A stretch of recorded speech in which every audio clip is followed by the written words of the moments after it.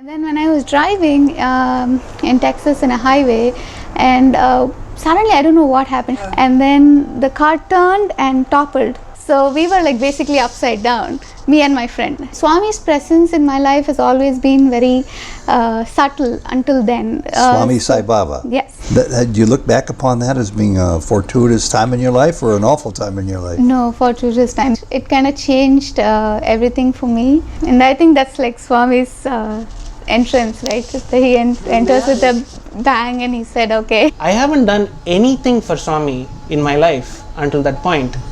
I have been a brat growing up. I have done things that have disappointed him in more ways than one.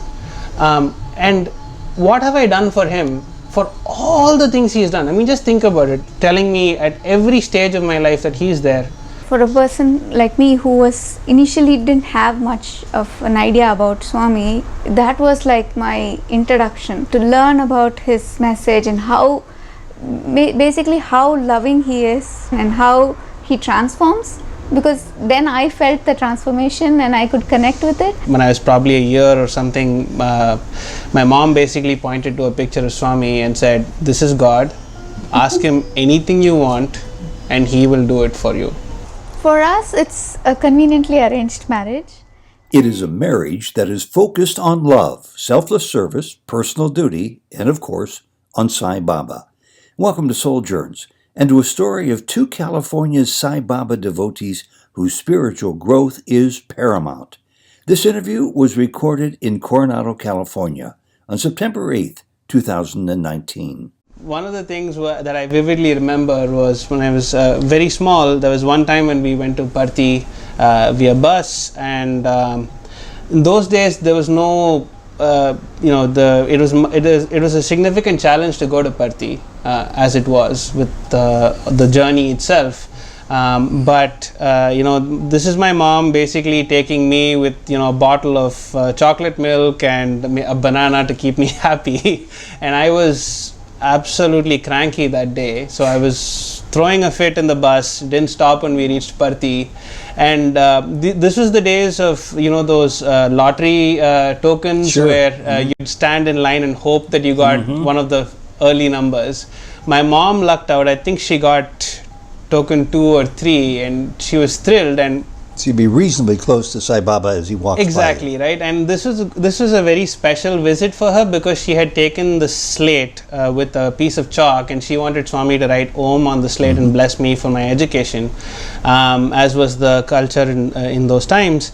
The interesting thing is that on that particular day, I decided to be a particularly bratty version of myself, which is saying something. The hall was extremely silent. It had been probably a couple of hours and people were waiting for Swami to come from his residence, and the only sound that was heard was not the music or the chanting or anything. It was me. I was making was creating havoc. The Sevadals weren't happy. They were constantly turning to my mom saying shh, shh, and she was trying her best to keep me quiet. And then when all else failed, she basically resorted to the one thing that she knew always works. A tight or a very harsh pinch always worked. It was like turning the volume knob on a radio. She basically did that, and I fell silent because I didn't know what happened. I didn't know how to react to what just happened, and I felt, all of a sudden there was pin drop silence. And cue the exact moment Swami enters, in his usual graceful walk. It's a glide. He's just gliding through on the lady's side. He's coming and he's taking letters and he's taking slates and, writing Om for various mothers with their children. And my mom is like, yes, finally, I have silenced the beast. He's quiet. And now... Did he come out saying, "Where is that little boy"? I'm sure he knew where I was, the amount of noise I was making. So he comes up very close to where my mom was seated, and he's like writing Om on all the other slates. And then he turns to my mom and he gives her this stare. To this day she says, "That's the angriest that I've ever seen Swami." He was looking right into her eyes with those, that X-ray look that he gives you, and he was angry. There was no doubt. and he was basically saying, why did you do that, but without saying anything. And he didn't take the slate. And why did you do what? Why did my mother pinch me to, he was angry about that, so thank you, Swami. But anyway, the thing is, he didn't sign my slate, so he didn't write Om. And my mother was heartbroken. She was like so upset. She had taken all this pains to bring me, and she didn't get the Om, right?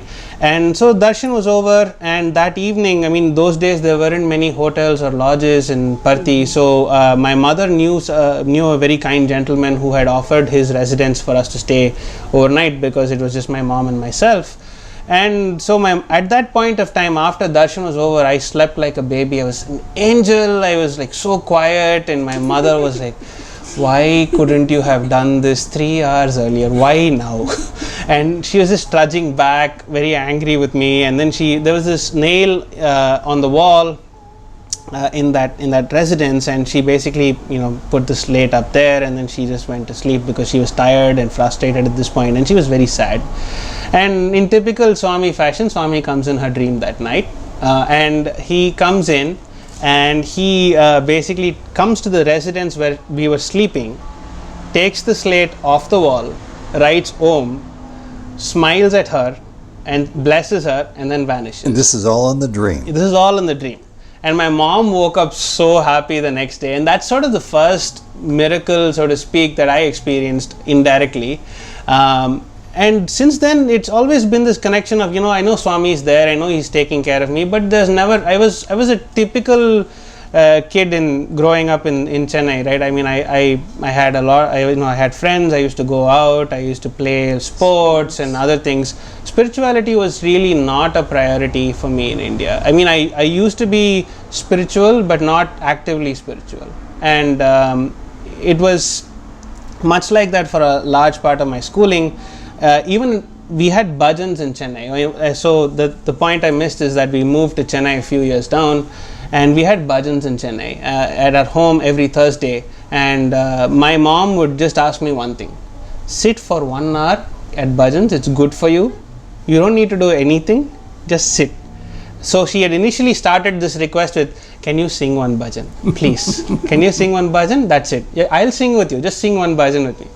I said no. And then said, can you sit for at least 1 hour with us while we're doing the bhajans? No. Why? Because I had to play my computer games. I had this collection of interesting computer games, and for me that was a much bigger priority.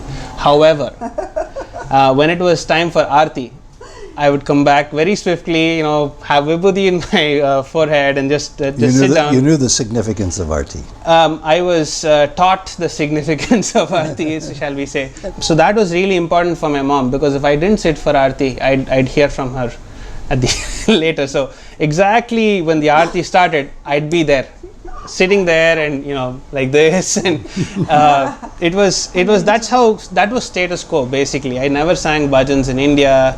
I was interested in music, so I was very interested in music, but it was more of film music and light music, and so to speak. I was never really interested in bhajans.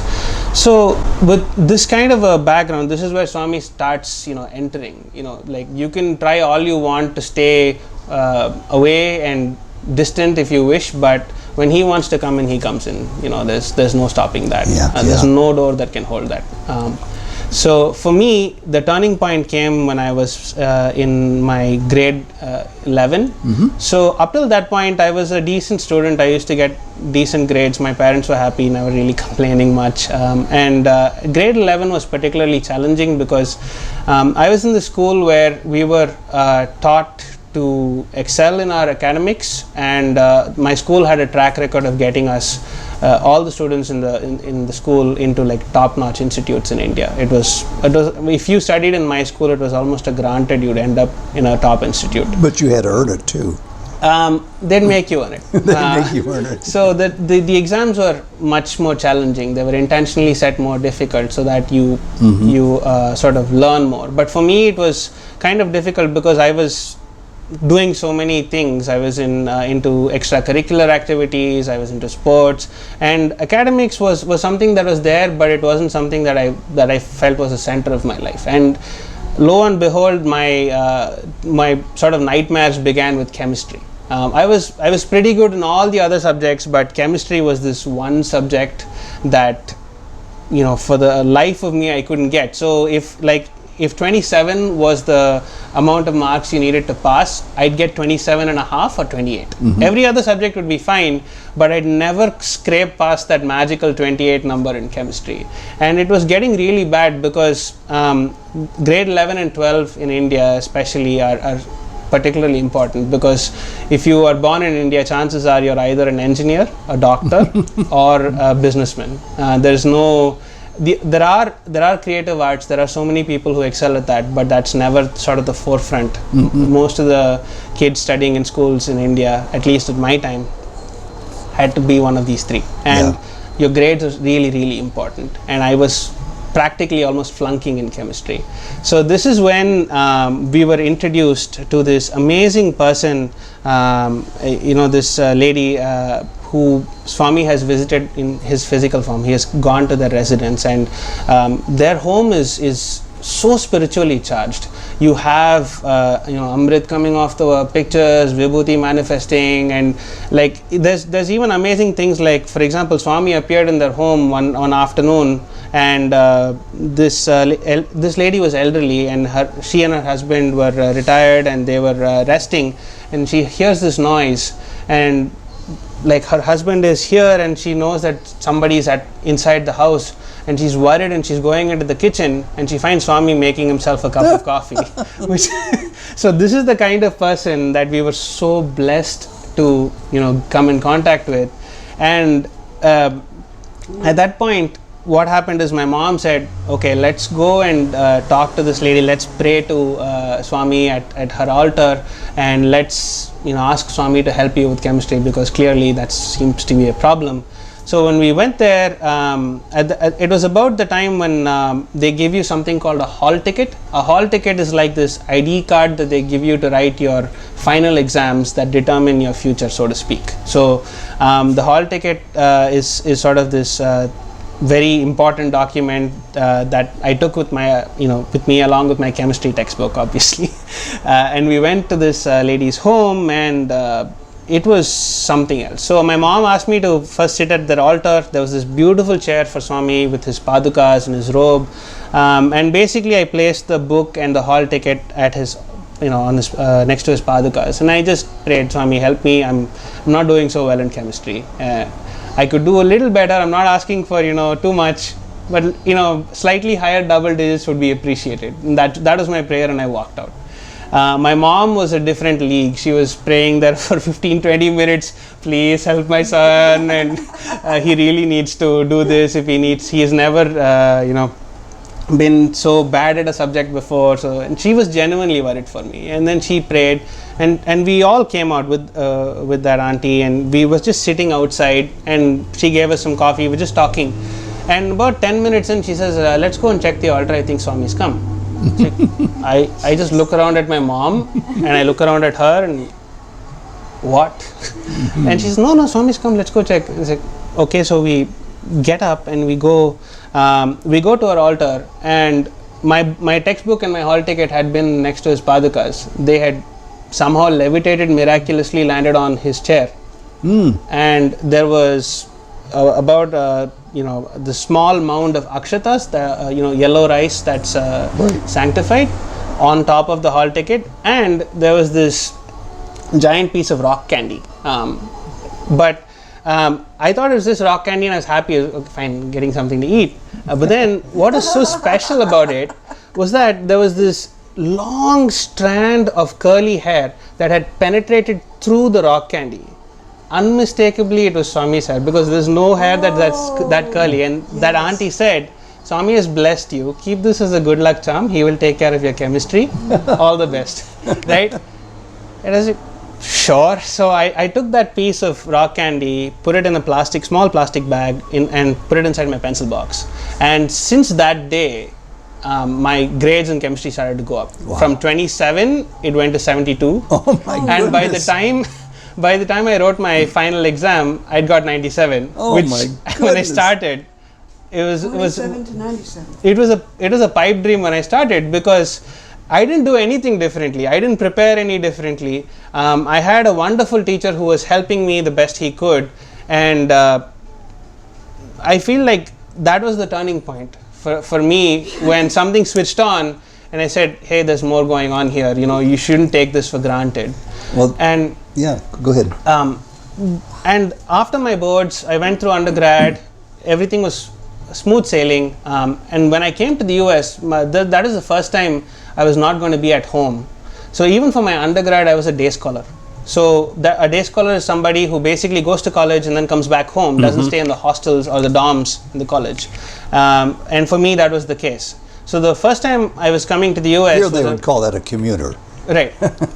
So in India we used to call it being a day scholar. So when I decided to come here, this is going to be the first time that I would not have the comfort of home, so to speak. And my mother and father, they were petrified and they were worried for me.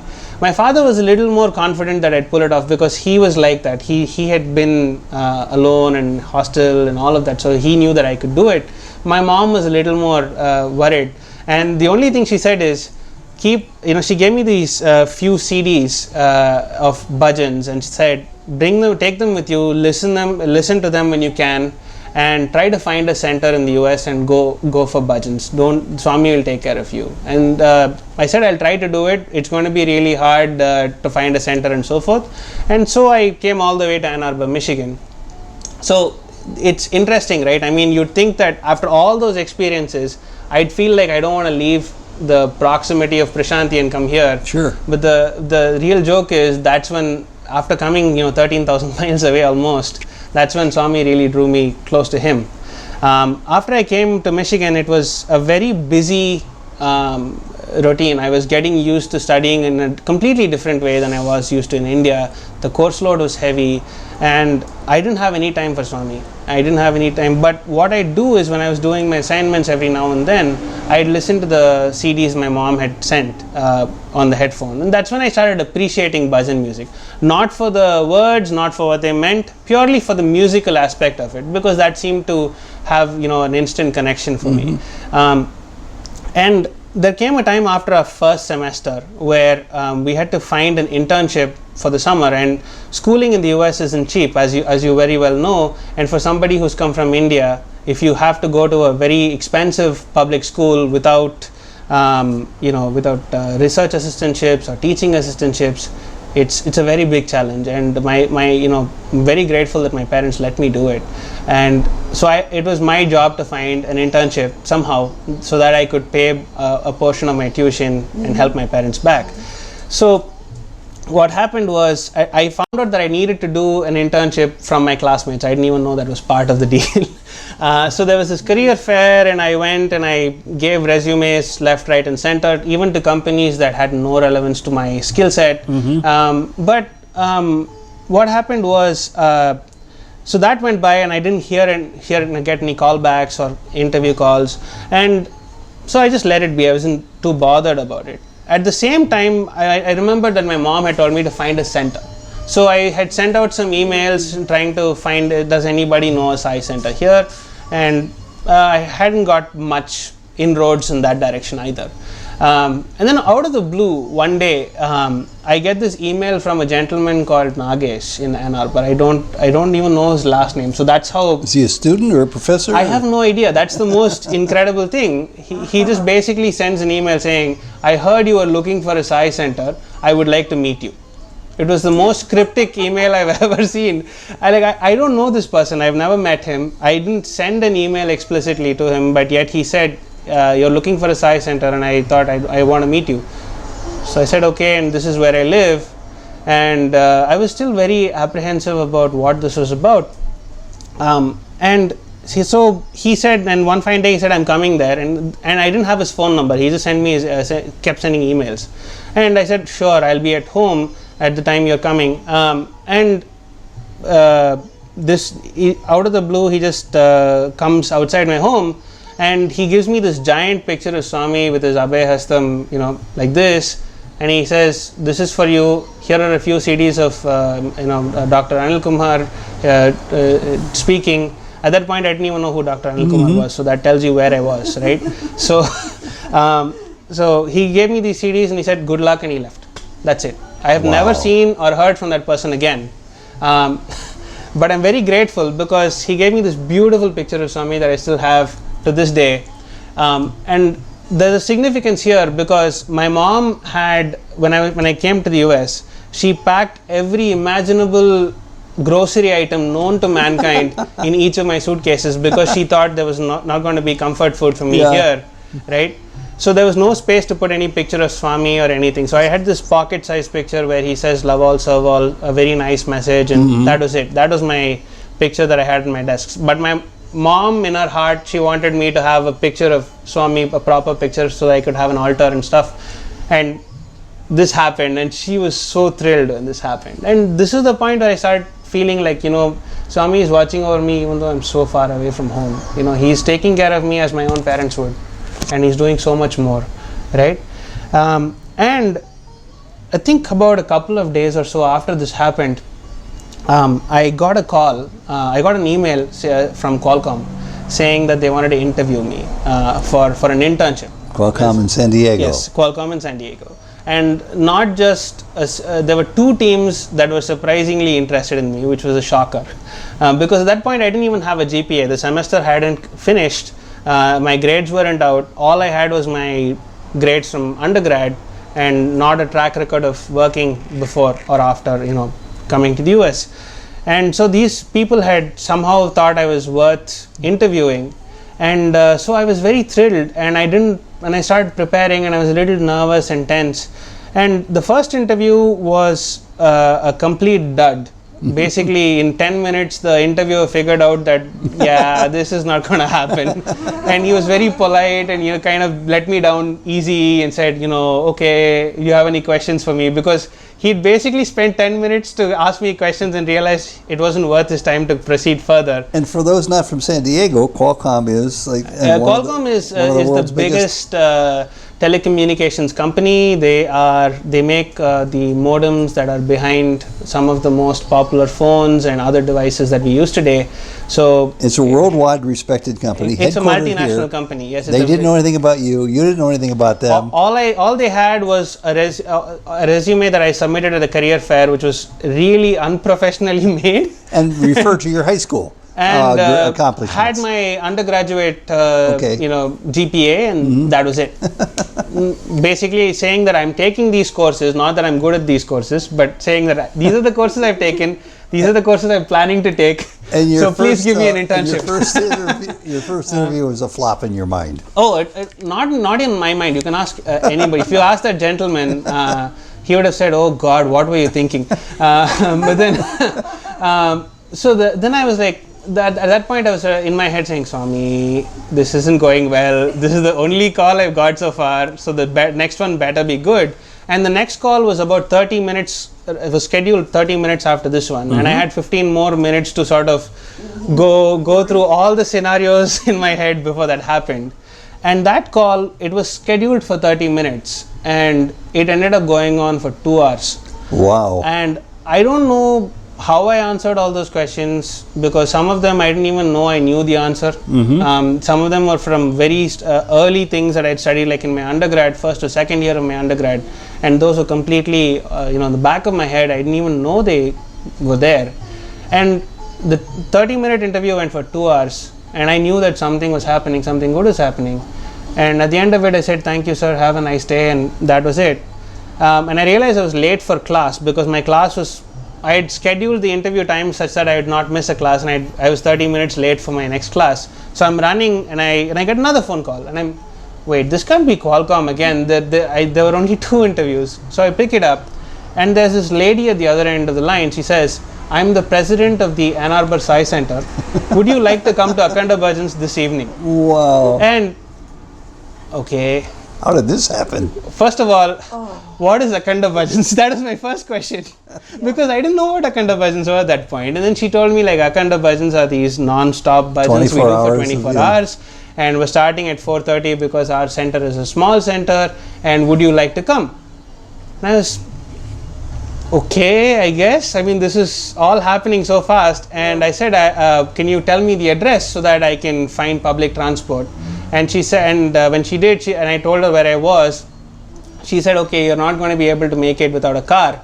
I said, I don't have a license, I don't have a car, so is there another way for me to get there? Uber isn't invented yet? Uber wasn't a thing back then, and on a student's budget, taxis weren't an option either, right? No. So she then sort of came back and said, there's a gentleman who comes to our center who lives 15 minutes away from you.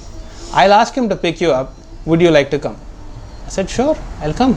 And then that's when she threw in sort of this question that I least expected. I said, would you like to sing a bhajan? And that's where I panicked. I said, I wasn't expecting that question. And before I could think through, I just said yes, right? And she said, oh, that's great. Okay, so what would you like to sing? And then that's when, like the anxiety is kicking in, and I said, I'll let you know later. that's the thing that came out, because I didn't know what I wanted to sing. I'd been listening to all these CDs, but I was in no shape to sing any of those bhajans.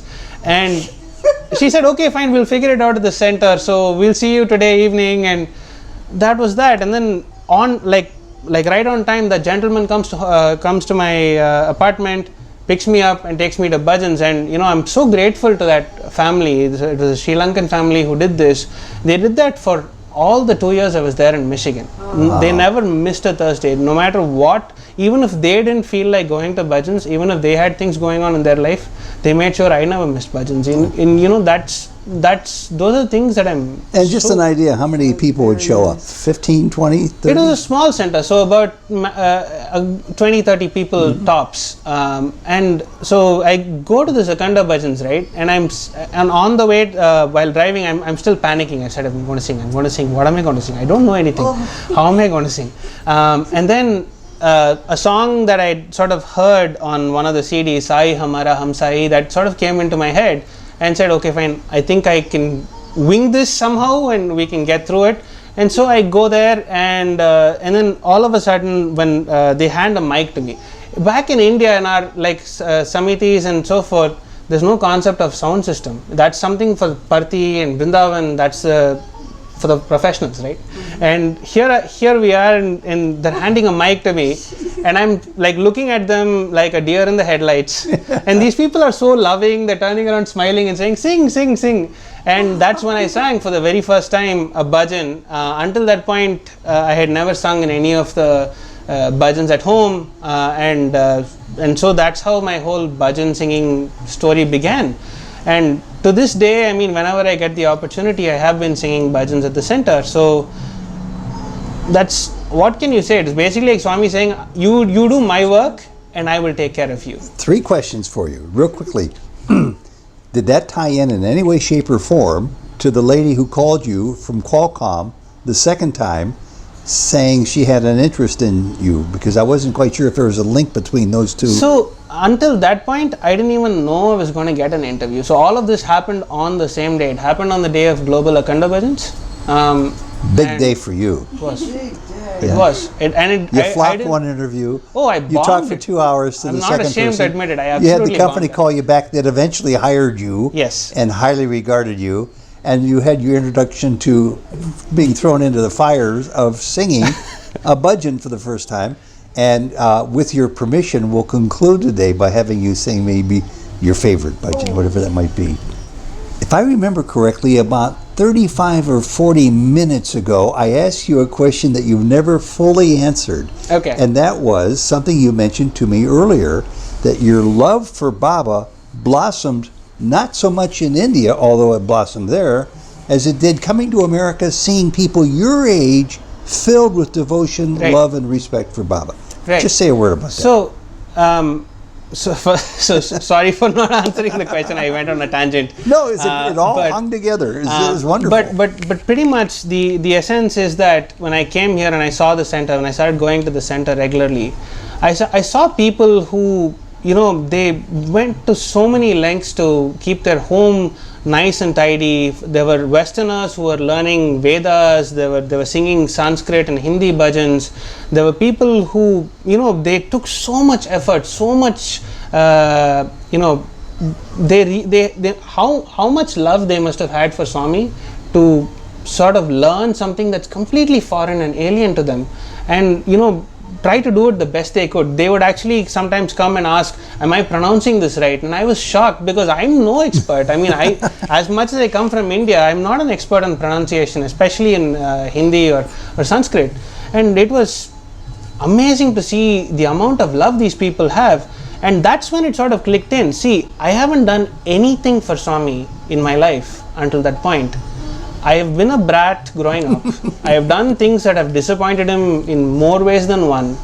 And what have I done for him? For all the things he's done. I mean, just think about it. Right from writing Om on my slate in my mother's dream to basically telling me at every stage of my life that he's there, helping me with my academics, helping me with my extracurriculars, helping me even when I came to a new land, new culture, making sure that I stayed the path, that I didn't stray away, giving me a loving family in the form of a Sai center.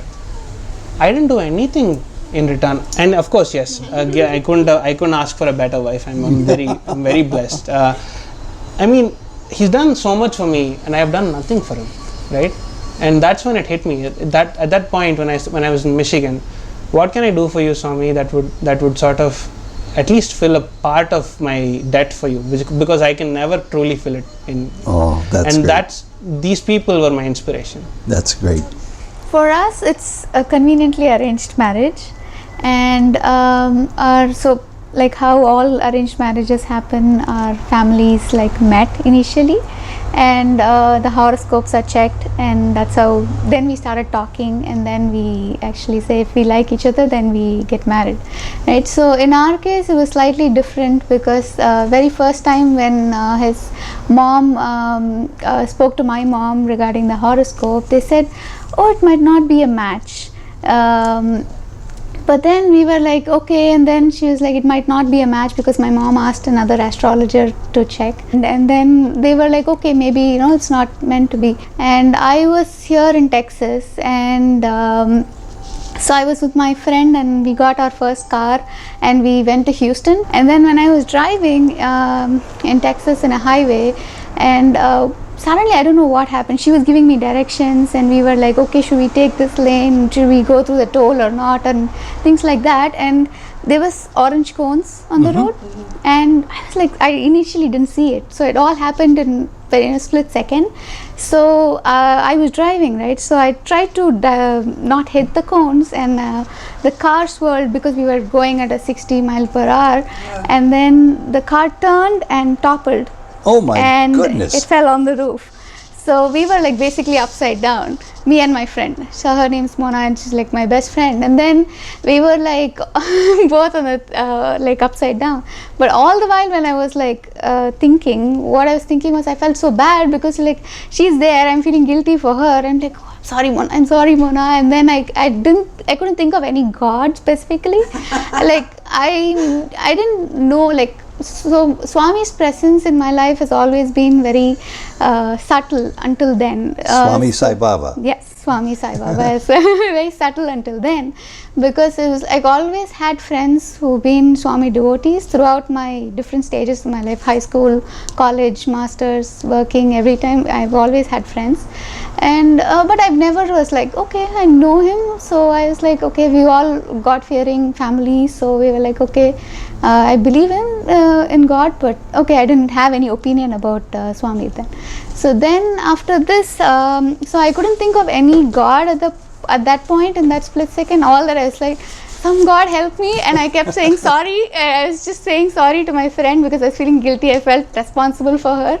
So I just kept saying that, and then after that, thank God, nothing happened. We came out, and I was like looking for my seatbelt, because we're upside down, right? So our seatbelt was on top. So I unhooked it, and I said I came out, and then I went to my friend's side, and we tried to get her out, and she had her seat in the front, closer to the dashboard. So it was like, it's a little harder for us to get her out. But then she got out, and she had a bruise on her knee. So, and then we were like, okay, I was okay, since I was the driver, the airbag popped and everything, but I felt very bad. And so we got, thank God, so the highways in Texas, you have a highway and you have an access road on the side. So thank God, like it didn't fall. The car did not flip on the other side and fall on the access road, which should have been disastrous. Right? Yeah. It came this It was side. disastrous enough. No, fine. But at least it was only our car and not other cars that were hit. So it's just our car. So that again was better. And then we rushed to the hospital, and I was like waiting for her because she was getting her knee checked. And I was waiting outside. My cousin sister came in, and my sister and brother-in-law were like trying to console me. If you want to cry, cry, and all of that. I was like, I didn't feel anything at that point. I was just very guilty. That's the only thing that was running in my head. So, and I have this small raksha, they call. It's a protective thing that you wear that my parents gave when I came here to study. So I had only that in my bag. So I was like holding on to that, and I was like praying, saying, okay, please let her get out of this without any, major issues and complications. And I know she's a Swami devotee. So, and I was like, at that time, distinctly I remember thinking, I don't know you, Swami, but if you can really get her out of this, I will start believing in you. I just made a mental note for So myself. at this point in your life, Yes. you were not a Sai Baba devotee per se. No, not per se. Okay. But I knew, I just knew that Satya Sai Baba, and I used to go to bhajans when I was a small child because my father used to take me.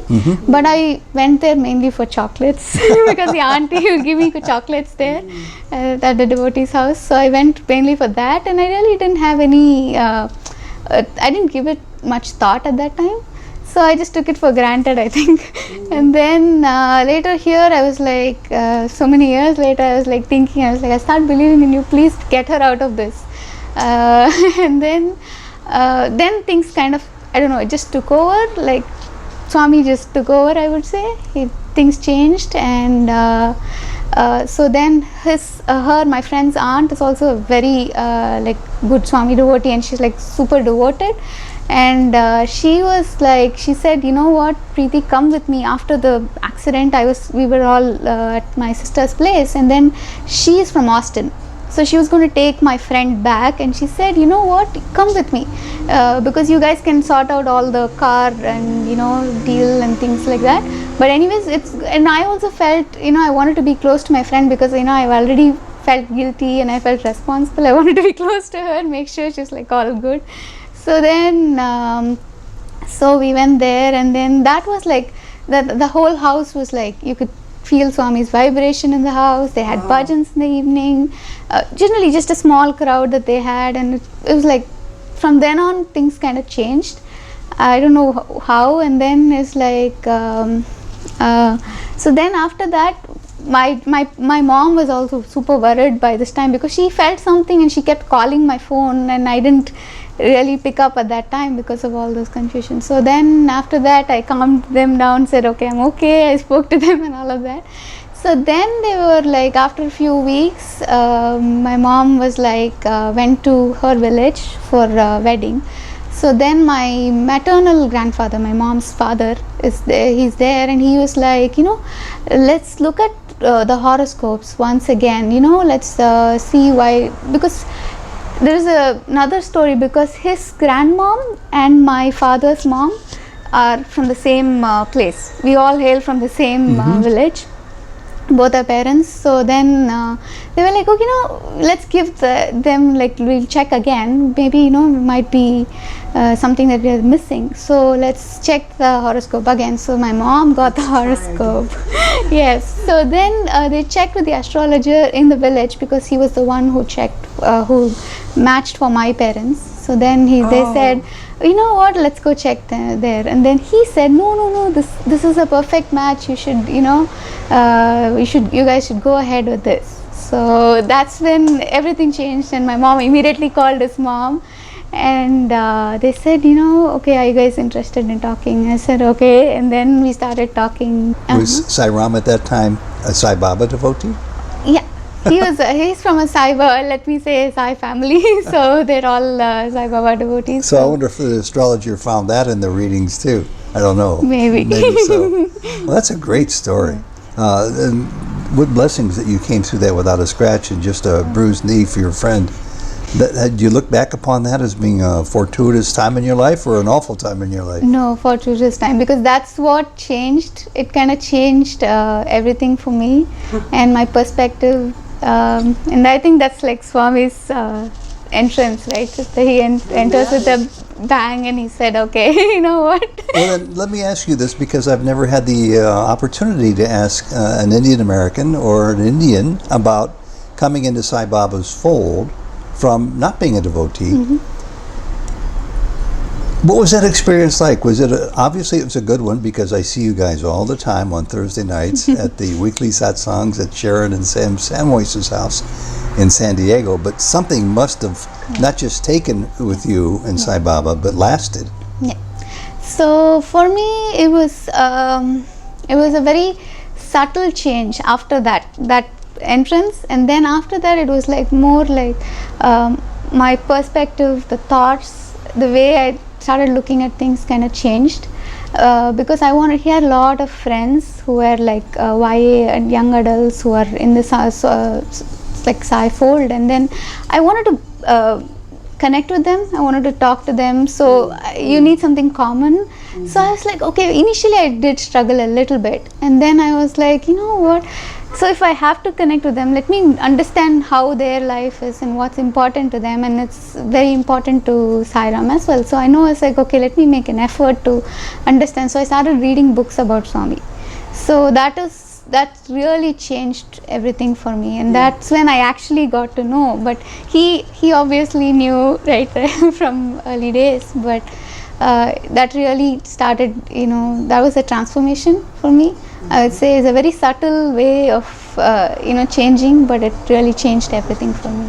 I want to thank you both. This has been a wonderful interview. We'll conclude with your permission if you'll sing one bhajan for us, and I'll see how long the tape lasts. And really, it's been a pleasure to get to know you both better and to have you in our home here in Coronado, California. And we hope to see you many, many more times.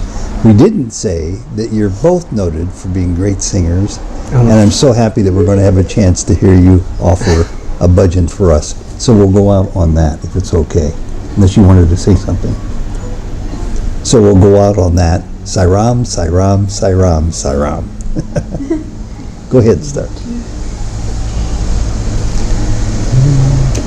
Hari भजन बिना सुख शांति नहीं, हरि भजन बिना सुख शांति नहीं, हरि नाम बिना आनंद नहीं, हरि नाम बिना आनंद नहीं, प्रेम भक्ति बिना उद्धार नहीं, प्रेम भक्ति बिना उद्धार नहीं, गुरु सेवा बिना निर्वाण नहीं, हरि भजन बिना सुख शांति नहीं, जप ध्यान बिना